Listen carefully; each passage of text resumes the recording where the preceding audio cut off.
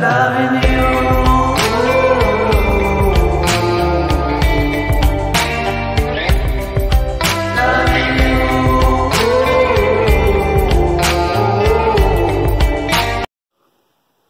Bonjour, bonsoir, j'espère que vous allez bien. Moi je vais très bien sans vous. Merci encore de faire partie de ces mouvements de grandeur. Merci d'être encore là ce soir. Likez la vidéo, partagez s'il le faut, laissez un commentaire. N'oubliez pas de laisser un commentaire. Nous allons discuter s'il le faut. Et surtout si vous êtes d'avis contraire ou différent avec nous.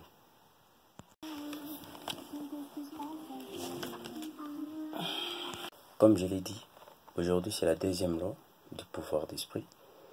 Nous allons en parler.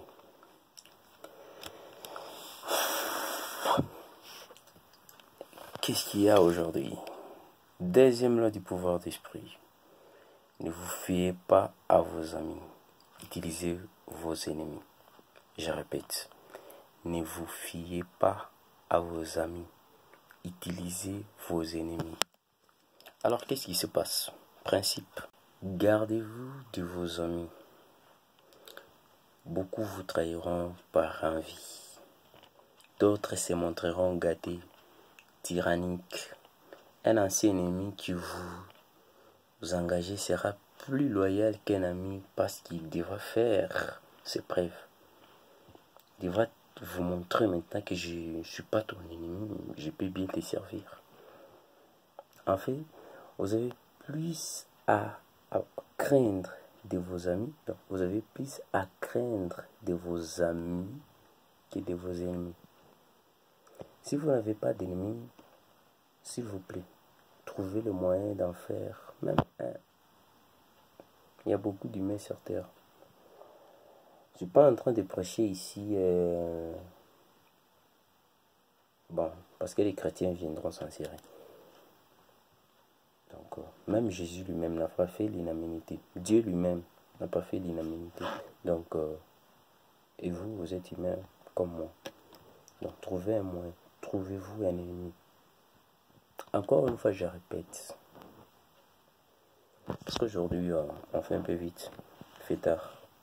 Gardez-vous de vos amis. Beaucoup vous trahiront. Ciao. C'est tout pour aujourd'hui. Vous voulez que j'arrête? Non, on continue. Avant Jésus-Christ, il y avait un philosophe grec. Je crois qu'il s'est nommé Démonax. Il a vécu avant Jésus-Christ aux environs des années 70, 170, quelque chose comme ça. Qu'est-ce qu'il avait dit? Il avait dit, les amis font plus de mal que les ennemis parce que on ne se méfie pas. On ne se méfie pas. Je sais, un ami, on lui dit tout. On ne se méfie pas de lui. Mais bon, ils font plus mal que les ennemis. Et il y a des gens qui disent que un ami devient un ennemi plus farouche qu'un ennemi naturel. Déjà, vous savez qu'il y a des ennemis utiles et des ennemis inutiles. Ici, je ne parle pas des ennemis inutiles. Ici, je suis en train de vous parler des ennemis utiles. Louis XVI avait déclaré, parce que moi, je parle ici des ennemis utiles. Il avait déclaré par rapport aux amis, il avait dit qu'à chaque fois qu'il avait une place vacante en amitié chez lui, et bizarrement, il s'est retrouvé devant un ingrat. Dans un livre, un auteur au nom de, je crois, de Baldassare, quelque chose comme ça, dans le livre Le parfait courtisan et la dame de cour. Vous en connaissez, j'espère. Qu'est-ce que l'auteur avait dit? Il avait déclaré, entre guillemets, je paraphrase, « Je tiens donc qu'on peut aimer un homme plus qu'un autre, à proportion qu'il aura plus de mérite, mais qu'il est périlé de prendre une telle confiance en quelqu'un sous cette apparence d'amitié, que par la découverte de nos secrets, nous nous exposions à un long repentir. C'est pas pour rien. Si j'évoque ici des auteurs, c'est pour vous dire que restez dans la deuxième loi. Ne vous fiez pas trop à vos amis. Ne vous fiez pas trop à vos amis. Utilisez vos ennemis. Dans un conte africain où on explique l'histoire d'un serpent qui fuyait parce qu'on voulait le tuer par, entre guillemets, son ennemi. Le serpent fuyait, il rencontra par son chemin un villageois. Le villageois, ayant pitié, rempli de pitié en lui, il va prendre les serpents, va les gober pour les protéger contre les dangers. Les serpents se retrouvant dans son ventre, après que les dangers soient épargnés des serpents, le villageois va dire au serpent, maintenant que les dangers est écarté, tu peux sortir de mon ventre. Qu'est-ce qui s'est passé? Le serpent a refusé de sortir. Le serpent a répondu au villageois, je suis bien en sécurité ici, je ne sors pas. Ok, d'accord. Le villageois est inquiet. Il dit, bon, pourquoi est-ce que tu ne vas pas sortir? Puis le villageois va se rencontrer avec l'héron. Pour ceux qui ne connaissent pas, l'héron, c'est un oiseau qui est tout blanc, comme ça. Et l'héron va discuter, va avoir une conversation claire et nette avec les villageois. Puis le villageois va dire à l'héron, regarde ce qui m'arrive. Voilà. L'héron va lui dire, accroupis-toi, moi je vais te faire sortir les serpents de ton ventre.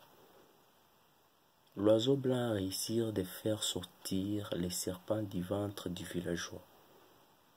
Le serpent est sorti. Quand le serpent sortait, l'oiseau a tué. Je parle ici de l'héron. Hein. L'héron tue le serpent, pour ceux qui ne le savaient pas. Le serpent est mort. Maintenant, le monsieur ou le villageois, il est maintenant inquiet. Bon, c'est un serpent. Il craint que le serpent ait laissé dans son ventre son venin. Maintenant, comme il s'inquiète, il va exposer son cas à l'héron.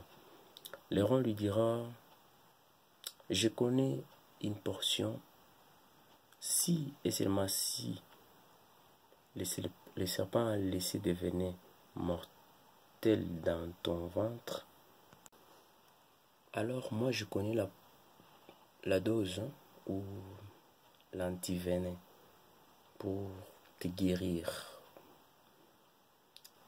Il faut manger. Donc tu dois faire cuire et manger 6 oiseaux blancs. Et le villageois regardant à gauche, droite, il dit, bon, voilà. Héron, tu es un oiseau blanc. Il attrapa l'héron. C'est lui qui venait de les sauver la vie. Hein. Il va l'attraper et puis il le met dans son sac. Il le ramène chez lui. Arrivé chez lui, le villageois va expliquer à sa femme, regarde ce qui m'est arrivé, nanani, nana, patati, patata, comme vous le savez. Sa femme inquiète, elle regretta son homme et lui dira, il t'a sauvé la vie. Mais c'est lui encore que tu veux tuer. C'est grâce à lui que tu es en vie. Il t'a débarrassé du mal. Parce que ce qui est vrai, que le serpent, quand il a refusé de sortir dans ton ventre, plus tard, il allait toujours te tuer. Quoi qu'il t'ait sauvé la vie aussi.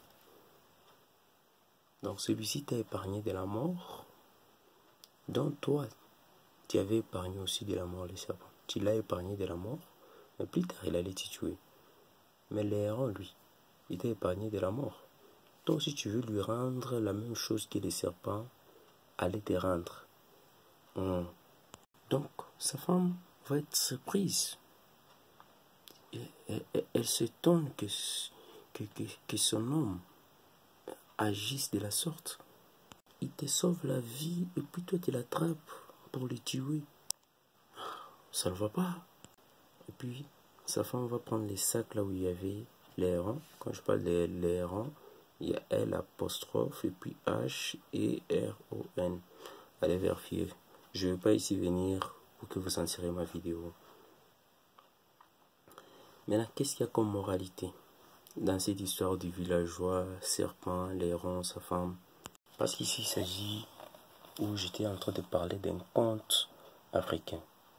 Donc, déjà ici, je m'adresse à beaucoup d'Africains. C'est pas que j'aime pas les Blancs. Si vous êtes là, faites-nous savoir aussi. Moralité, quand tu vois l'eau couler à contre-courant, je répète, moralité dans cette histoire, quand vous voyez l'eau couler dans un sens renversé, donc contre-courant, cela signifie que quelqu'un rend un bienfait.